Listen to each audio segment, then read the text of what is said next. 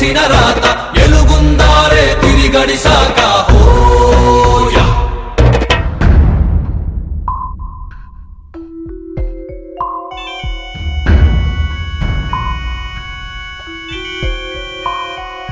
చుట్టూతా కసి కత్తుల కోట, ఏ దారి కనిపించని సోట, కొనుకుండదు కంటికి ఏ పూట హోయా.